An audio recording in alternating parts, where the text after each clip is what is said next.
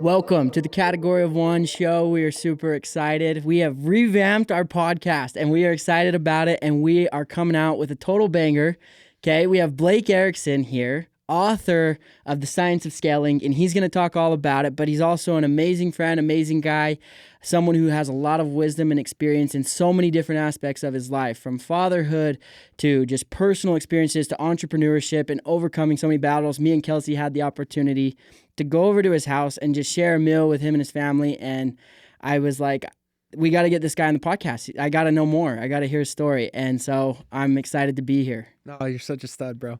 I've looked up to you for longer than I've known you because I've seen you on Instagram, and you're a hero of mine, man. So we were just talking about Brock's doing a 240 miler in October, and so we were just talking about that before the podcast. You blow my mind, man. So it's an honor to be with you. No, it's going to be great.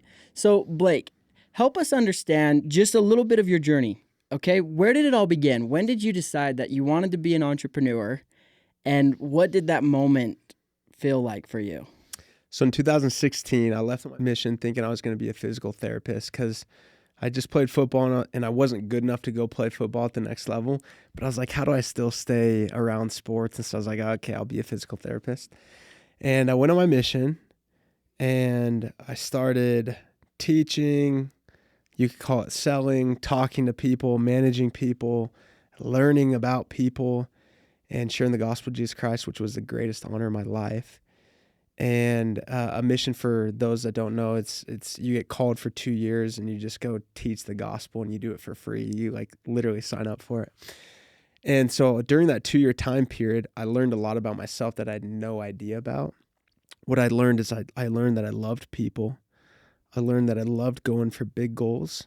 I loved leading, and I loved watching people like change and accomplish more than they thought they could. And that kind of became like the crux of my life of, man, how do I keep doing this? And so when it was over, I had a mission president that you have an exit interview, and the mission president is the leader of the organization. So he kind of leads 180 missionaries, 200 missionaries. And in my exit interview, I was sitting with him like I'm sitting with you, and we were just talking about life after my mission. So I'm living in Peru, and we're talking about life once I go home and I'm no longer a missionary. And he was listening to my goals, and he said, you should be an entrepreneur. I said, what is that? I had no idea what it was. And he said, it's someone who goes and builds something special that can impact the world, and not only financially, but in a lot of ways serve people. I'm like, yeah, that sounds exactly like what I want to do. And so when I came home from the mission, I said, okay, I'm going to be an entrepreneur. I started reading about it for the first time. And so I started I think the first business was a window washing company with my friend Gatlin in Utah County, which was so fun. And then that led to doing a Christmas light hanging business. That led to doing a food truck. And then that eventually led me to doing door-to-door sales. Did that for 5 years. And I took all those things that I learned during that 2-year time on my mission, how to lead people, how to help people go accomplish big goals, how to issue belief in an individual, and did that for 5 years in summer sales. And it was the greatest experience of my life, super rich of learning. And about 1.5 years ago, I stepped away from that to build the company that we have today called scaling.com, where we advise companies and we help them exponentially scale from where they're currently at. And so that's kind of like the overview snapshot. Feel free to dig into any pieces you'd like. Yeah, there's a moment on your mission that I feel like a lot of people relate to. As an entrepreneur, and especially just, I think humans in today's world, we want to be leaders. We want to help people. I hear it all the time. How did you translate that from talking about it and having it be a passion to doing it? Because there's a big difference. A lot of people talk that that's what they want to do.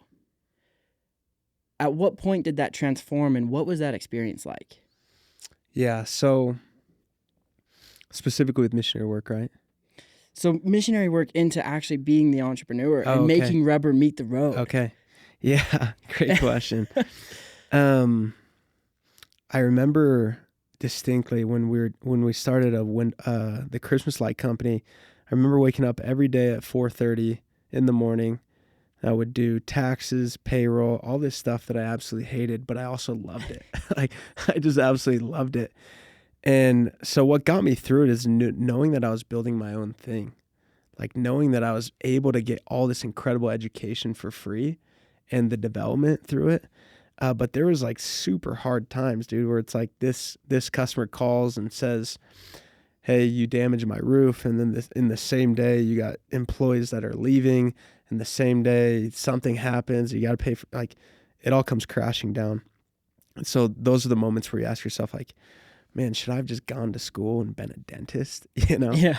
And, but what pushed me through those moments, and specifically in entrepreneurship in those early days, were I was committed to my future self. The only thing I've ever done right in my life outside of marrying an amazing wife is I always was really clear on who I wanted to be and where I wanted to go. And so when things are difficult and you're operating from the present, that's why everybody quits. It's so easy to quit if you're short-sighted. It's so easy to quit if you're only thinking of the present. It's really hard to quit when you remember, no, I committed to being this in 5 years. I committed 10 years from now to having this kind of life. My wife and I, we plan to have this kind of house, to build this kind of life, this kind of lifestyle, this dream together, impact these kind of people. And when you dream about it, and when you think about it, when you set deadlines for it, and when you like really spend time in the future, it becomes really easy to not quit. It becomes really easy to push forward. And you feel accountable to yourself, and you feel accountable to your future self, and you don't want to let them down. I would think the same for you. When you tell everybody, I'm going to go do 100-miler, and you're at mile 50, and it's like, dude, I don't know if I can go on. Well, you already told everybody you're going to do it. You already decided. So you just figure it out, and you get to mile 100. So what is the mission? My mission personally in my life is to expand what's possible in individuals and companies. The same experience I had on my mission, the thing that fulfilled me the most was watching somebody go from wherever their current beliefs were at and then help them shatter them and help them experience something that they haven't experienced before. Whether it was, hey, I feel like I can't have a unified family, and helping them live in a way that they can have an amazing marriage, an amazing family, or helping them go from I've been sad my whole life to actually experiencing joy. In summer sales, it was, hey, my father made $40,000, and that was his limit in his life. And then seeing that rep go and make $80,000 in the summer, $300,000 in the summer, watching a 22-year-old buy their first rental property, watching them go lead 30, 40 individuals and learn leadership. And so shattering limiting beliefs, that's my mission. And I hope to spend the rest of my life being able to do so on an individual micro level, but also at a macro level. And that's ultimately what our company is. We literally just help entrepreneurs and founders shatter their beliefs, give them the right strategy to take their company, if they're at 1 million, to 10 million, if they're at 10 million, help them get to 100. If they're at 100, help them get to 1 billion. And before they came to us, they never really thought it was possible. Yeah, no, that's awesome. I love that mission. And it's something that I am extremely passionate about, right? In Inside CO 1, I love that idea because you see these entrepreneurs and they start off and they're passionate about it and they're like, oh, I just need to work hard. Yeah. I just need to work hard. And they are working hard and they believe they have to compromise family. They believe they have to compromise their health and they have to compromise their sleep, all in the name for business, or they're compromising one of them. I have to compromise the business for my family or my wife or my health and all these things. And when you realize that you can have your cake and eat it too, it's an amazing experience, because then you finally start to realize that you're the creator of your life and of what you want.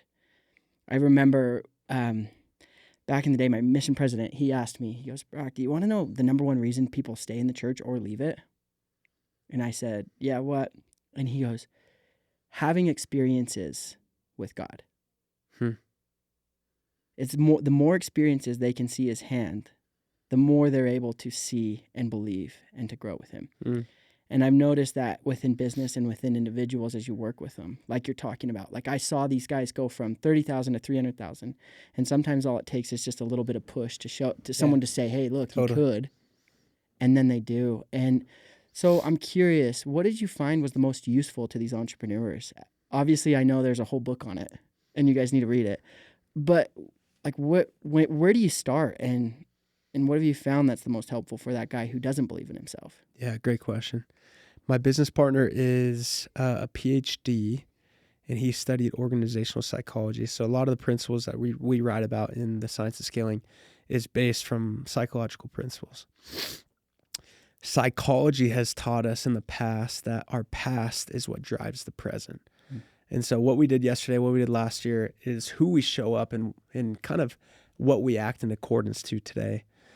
We've found that can be the case, but the most powerful driver for an individual is their future. And so we actually help. First thing that we do is we help people begin to stop operating from the past, begin operating from the future. What that looks like is, hey, my business last year did 800,000. So this year I'm going to do 1 million.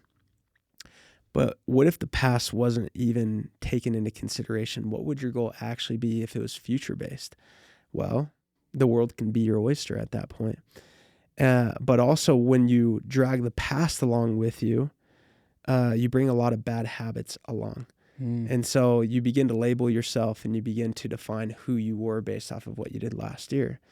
So, for example, my business partner is a really great author. And sometimes, mistakenly, we've put him in a box of, hey, you can't handle negotiations. We'll do that. And he had a talk with me on Friday. He said, I wish you would help teach me the things that maybe I haven't historically been good at, so I can then get good at them, rather than just saying you're good at this and you're not good at this. And that's an example of operating off of the past versus the future. So the first thing that we do, Brock, is we help them operate from the future, meaning where do you want to go? What is the goal? And then we reverse engineer everything we do after that.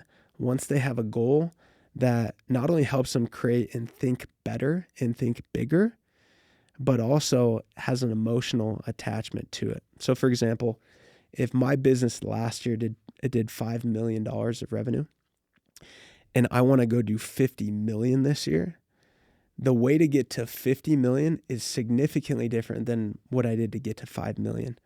And so the strategy changes and you begin reverse engineering a lot of new ways, pathways to get there that you would never considered when you were operating at 5 million, or if you were to operate trying to get to 6 million or 7 million. Does that make sense? Oh, I love it. That was the main thing that stuck out to me in the book, is that the bigger the goal, the clearer the path. Correct. And Correct. I think that's where it's so easy to get lost in the sauce, is because you think the bigger the goal, the more work. And so you just try to do more. And 2X is so hard because it's like, well, I'm already busy. Right.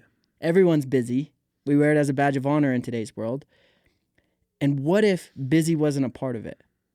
What if it was just making better decisions, clearer decisions, focused decisions? And then all of a sudden it compounds real quick. And that was one of the things I love from the book the most, was the bigger the goal, the clearer the path, because it forces a path, right? Yeah, couldn't agree more. There's a quote that says, if you want a better present, create a bigger future. If you want a more simple present, create a bigger future. And I was just talking to a friend. I was just talking to our team yesterday, and we were in a product meeting. And usually product is like, let's add these features. And so if you're an entrepreneur and you're listening to this right now, oftentimes you think about, oh, our product isn't good enough, so we need to add X, Y, and Z. What if you just did less, but significantly better? So what if all the products you had, what if you did less of them, but instead of doing them at 80, you did them at 99? How much more intriguing, enticing, attractive would that product be? How much more of a difference and impact would it have if you just took it to its fullest potential? Yeah. And that's what I love, is because, like, I love Nick Saban, the Alabama football coach. Absolutely. And he says, if you really want to do something great, choice is an illusion. It takes what it takes. But the only way you really know what it takes is by knowing what you want and knowing the path to get there. And so if you really want a clear path, like if you're confused at, the number one thing you ask an entrepreneur, go and do this. Well, I don't know how, right? Get a bigger goal. Yeah. You'll know how real fast. Right. That's exactly right. There's maybe we could even give you the graphic if you're watching visually. we have this graphic that shows the bigger the goal, the less pathways there are to get there. So for example, if me and you got together and said, hey, let's make $1 million, we're filming this on a Tuesday. Let's make $1 million by Saturday, the amount of pathways to get there would be very, very, very, very few. But what that does is it shows us what are the ones we can focus on, and more importantly, what are all the opportunities that we can't focus on. The biggest issue with people's goal setting is because they're so small or they're so far out, it allows them to tolerate considering every single pathway as an option, and everything is on the table. And so the moment, like you said, you go bigger and you go sooner, a lot of the things no longer get you there, and it helps you focus. And that's the number one thing needed to be able to accomplish goals. Love it. So here's a question I get all the time. Because obviously on paper, sounds all good. Everyone's going to get so stoked. Okay. How do you, as an entrepreneur, truly make the shift where you're saying, okay, obviously I would love to have $1 million rather than, 100,000. Yeah. I would love that goal. How do you truly make it happen and follow the path and not get lost in the sauce? And like, how do you get someone to truly get there and focus? Because the process of elimination, all that, but that's the question. They're like, okay, Brock, well, all that sounds well and good, but what does that look like for me? Yeah, great question. The answer, simply put, is you begin letting the goal shape and filter everything that you do and everything that you do not do. That's the simple answer. Let me expound upon it. So if you're at $100,000 and you're like, okay, I'm committed to getting to $500,000 this year, that goal is going to be the filter for everything that I choose to do and choose not to do. And so when an opportunity comes up, I'm going to ask myself, is this going to get us closer to 500,000? Yes or no? There's no in between. If it's a yes, we do it. If it's no, then you don't do it. And so the issue is when people are building their business, they let other things filter and decide the decisions for them. So for example, oftentimes business owners optimize for vanity, making themselves look good. And that actually gets in the way oftentimes of their ability to scale because they're more interested in them looking good than them being good. And so when you can actually let the goal be the filter and let that decide all that you do, that's when you start scaling. But you also have to be disciplined enough to not let any other sub goals or lesser goals come in and intrude and distract from the decision making. Does that land? Yeah, it makes perfect sense. I had an experience with that when I was running my first 100-mile race. My whole life I grew up with 4 older brothers, and I wanted nothing more than to keep up with them. Like, I played football, right? One of my brothers went D1, and if he was going to hit hard, I was going to hit hard. Yeah. Even if that meant me getting hurt to where I had 10 plus concussions, had to quit my junior year. My brother Cole, really good at dirt bikes. If he was going to hit a big jump, I was going to hit a big jump, even if it was on a lesser bike and I ended up crashing, which I did all the time. And this bled into my business because I spent my whole life trying to act as if. And a question that shifted everything for me, because I got on a call with this coach here in Utah who's prominent, and I was like, dude, my business, I'm having a hard time. And he basically, by the end of the call, was like, quit. Come back when you've done something meaningful. And then wrote a whole blog about our call. And it hit me like a ton of bricks. And I was like, I don't know what to do. Maybe I should quit. Maybe I'm not good enough, right? All those self-doubts where I'm trying to act as if finally came to shambles because it was a vanity metric. And then I asked myself one question that made all the difference. What if? What if I really was the man I want to be? What would I do? Well, go run 100 miles. And I signed up, and in 3 months was all the training I had. And I ended up going and running this race, finishing it in 24 hours, taking 8th place. And it was because I finally shifted from trying to act as if and started asking what if. And it made all the difference for me. So I get exactly the train of thought there. And sometimes I have a hard time replicating that because you get in that pocket, right? Totally. So how do you stay there? Real quick, do you agree with his advice that he gave you looking back? No. I mean, I think you have to separate your own worth from it, though, because to quit, Bad advice. That came from his own insecurities. But go do something meaningful. There was some depth there, and I did. So, and it transformed me. So it was a blessing. Cool. Remind me of your question. Like, I have a hard time staying in that pocket. Like, you can have those moments, and I think it's easy to get there and touch it. Yeah. How do you stay there? Yeah, it's so good. I'm gonna be a little bit redundant here, but the difference between someone that scales and someone that doesn't is the person that scales just stays focused. Mm-mm. That's it. Steve Jobs said innovation is saying no 1,000 times. Michael Porter said strategy is deciding everything that you do not do. And so really the game of business and scaling is actually more about just saying no. And so the more you succeed, the more opportunities come. The more you succeed, the more people are going to want your time, attention, etc. And you just have to be rigorous with your focus, which is really hard, especially for people pleasers. Like, I want to say yes to every lunch. I just can't. I just don't. I can't, because I know what the trade-off is. I know what the opportunity cost is. And so when you begin measuring the opportunity cost of the yeses in your life, it becomes a little bit easier to say no. Okay, so if I say yes to this, that means, let's say a lunch. That means I got a 30-minute drive, an hour lunch, and then another 30-minute drive. It's 2 hours of my day. I'm no longer building my business. What's the opportunity cost of that 2 hours? What's the opportunity cost of that goal? Secondly, always keeping the future consistently at your forefront makes it easy. And when you have a big goal, it requires big action from you and big focus. So our company impossible goal right now is we want to go help 5,000 entrepreneurs 10x their business in 3 years or less.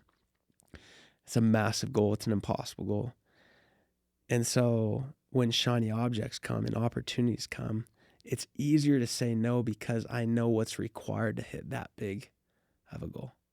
Yeah. You know what's funny is you say, I might sound redundant here, but the 3 different ways you've said it, I know are going to speak to 3 different people because it's so true. And the shiny objects come all the time, and offers and opportunities, and you get so excited. Like for me, I'm a culprit to that. It's so easy to think this is going to be the greatest thing that will change everything. One thing your partner said, Benjamin Hardy, he says, the urgent is never important and the important is never urgent. And I think that's a great distinguisher when you have those opportunities that comes up. If it feels urgent and pressure filled, it probably is coming from that vanity metric of trying to look good. Whereas where you understand the game that you're playing and how it builds the long-term future, you understand the importance right there. And so that was something that I think I wish a lot of myself needed to hear, and I think a lot of the people listening will really resonate with, because it makes the difference. Can I tell you a trap I fell in? Yeah, along those lines. So when I was 24, I think, maybe 25, sales was going really good and things were getting required me less and less in the business.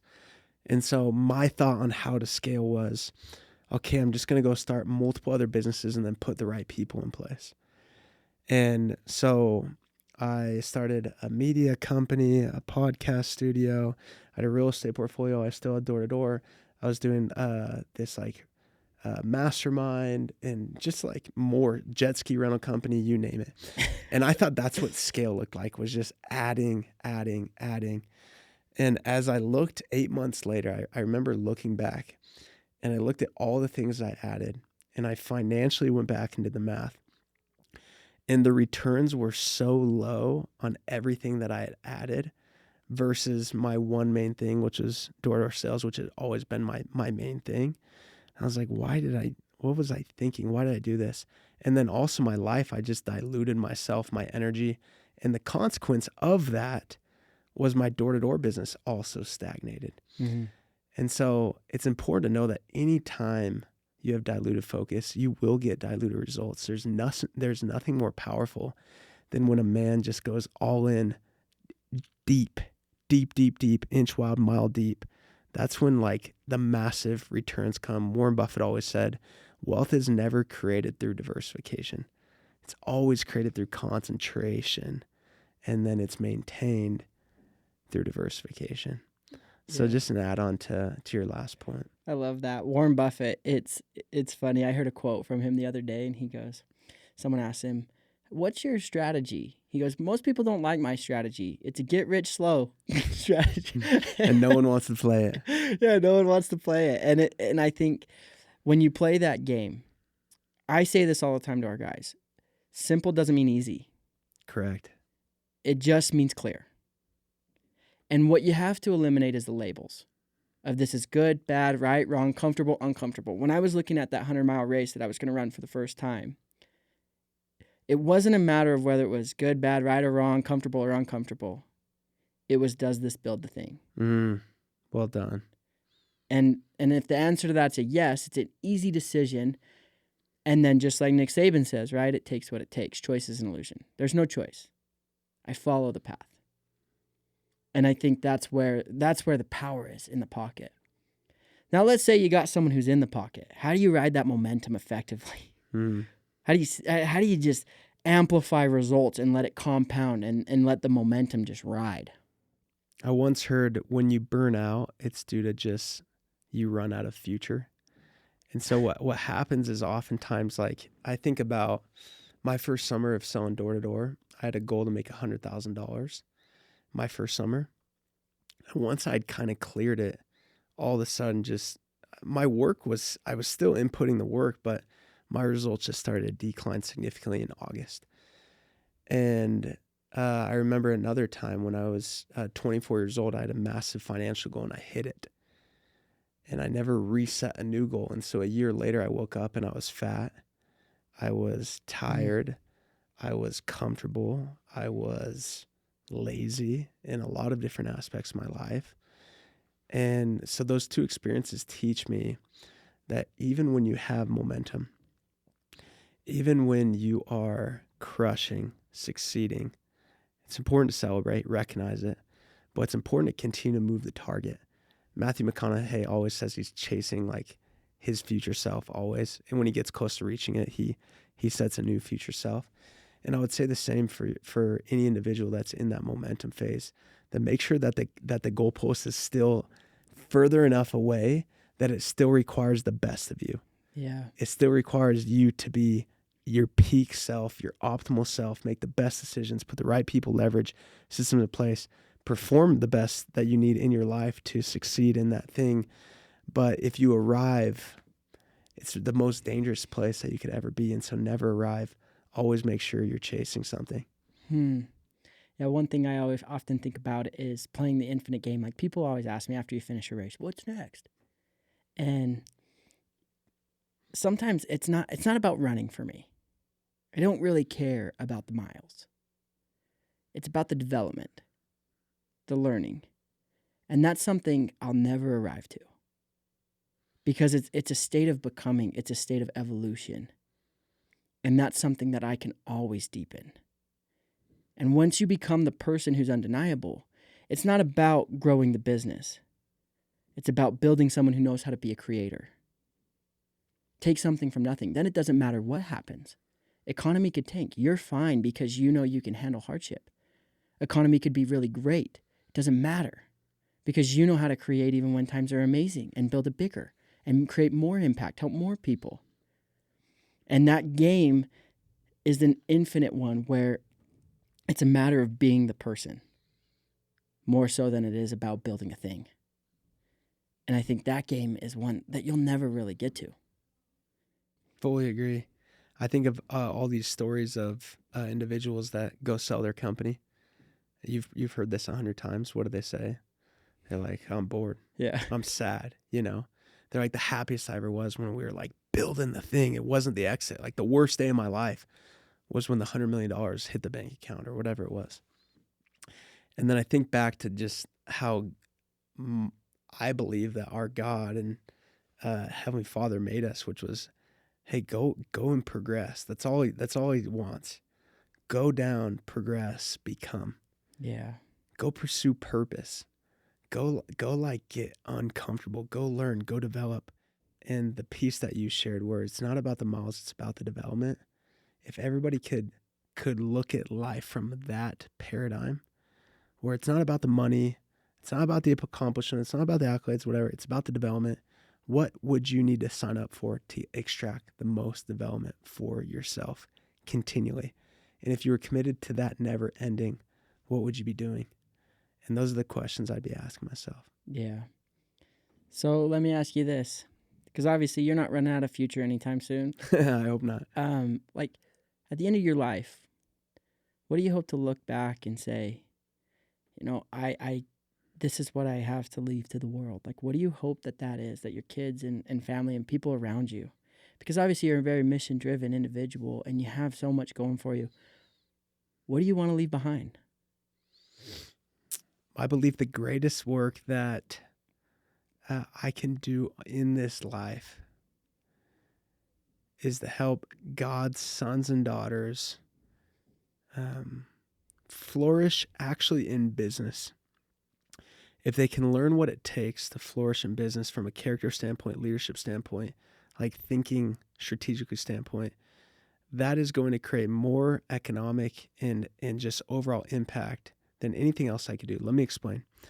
So if I can go help Brock Painter, who is the most exceptional on all levels, and expand, scale his ability to reach, touch, impact individuals, instead of maybe 10,000 lives, but maybe 1 million lives, then there's 990,000 lives that maybe weren't touched if I could have, if maybe I wasn't involved. And I hope to do that with as many people as possible. And so I think the game of business is actually the best playground to create the most impact. And I'm very religious driven. I want to build God's kingdom on earth. And I think the best way that I specifically myself feel called to do so is to help individuals and companies scale so that the output and consequence of that is many lives that would have never been impacted, touched economically, internally, developmentally, learning-wise, influence-wise, comes from our teachings, our company, maybe a keynote, maybe a podcast. And I hope to do that for the next 50 years of my life until the day I die. Genuinely, I have no other goals, and I have no other time frame than just giving my entire life towards that cause. Let's go. I'm fired up. So just to end, let's go back. Let's say you're talking to Blake. You wake up bigger, you're frustrated, and you feel like you've reached this mountaintop, but you're unfulfilled. Okay, let's talk to him for a sec. If you were to give him one piece of advice, what would you tell him? I would ask that, Blake, what do you feel like God wants from you? And who do you feel like God wants you to be? And are you acting in alignment with that? Because I think the most powerful thing for me to recognize, speaking to myself, would be the recognition of me not acting in alignment with who God wants me to be or who I could be. I think where confidence comes from is when you're acting in accordance and alignment with who you want to be and who you want to become. Mm-hmm. And when you're not confident and when there's uncertainty, it's due to feeling out of alignment with your trajectory and path. And so I would help create recognition of where are you out of alignment? What does alignment look like? And how do we get you back on that path? And I would say that is the most undervalued skill, is how to find alignment. People overlook it every single day. But when you find it, what you do, what you think, and what you say are the same. Don't mistake in that as a state of perfection. It's not. It's not about getting it right. But it's about aligning with the decisions you do make. Because then you can fully commit to whatever path that entails. And I think that's the biggest thing, right? The better you get at saying no, the deeper you're able to go with your yeses. Because you can actually commit to your decisions. And that alignment helps that whatever decision you make, it's not about making the right decision, it's about making the decision right. And I think when you understand that principle, it's so easy to walk through the fire of whatever it takes. Is there anything else you'd want to share, Blake, that you feel like you'd want someone to know? I'd be interested. How would you share? What would you share on helping someone find alignment? Because the reason I ask is oftentimes people say, what do you want? What do you want to do? What's your why? You know? And it's become such like a common cliche type thing. And obviously that's not working for them. Obviously asking someone, you know, what do you want out of life? They haven't figured it out yet. And so how do you help someone that's like, dude, I don't know what I want. How do you help them find alignment? Yeah. Where I often start is bringing awareness, because where people look at it is they think about it as fulfilling some distance. I need to get here and I want to get here, A to B. And it's always about working harder and doing more and knowing how to do it and all those metrics. What I believe is it's not about resolving the distance. It's about resolving the resistance. There's resistance in why you don't want to fully accept that being and that individual that you want to become. And I bring awareness to the belief systems that aren't allowing you to step into that person. And once you resolve the resistance, it becomes fairly simple to follow the plan. I work with people who go to the gym all the time. We all know we're supposed to be healthy, but for some reason or another, we can't seem to go. If I go and I focus and I just give you a great workout program, I'm missing my point. But if I can help the person resolve the resistance that they have to going to the gym, showing up becomes very simple. Because like that book, it could give you a whole framework to create an awesome business. But so many people will read it and they'll be like, oh, that was really cool. Put it back on the shelf. But it's because you're not the person who truly believes that you're the one who can apply those principles. There's resistance to stepping into it. And that's where I believe is you resolve the resistance, because a lot of people look at life as I was born with limitations and my job is to learn how to be limitless. I don't believe that. I believe we were born limitless and learned limitations. And so when I'm working with someone, my job is to figure out at what point they forgot they were limitless and resolve those moments to where they fully can step into those moments. So when they learn something from a book, they can actually absorb it. And I think that's where the alignment is, because opportunities and knowledge are always out there. It's just whether or not you're able to absorb and actually utilize it. And that's a personal journey. So powerful. I love it. I would add to that in my closing thoughts, which is the reason I use the word possibility is because it's the opposite of limitations. And I think of a God that created us that only created possibility. Like he only created possibility. There's no rules. We can go create exactly what we want to create. He designed us to all be creators.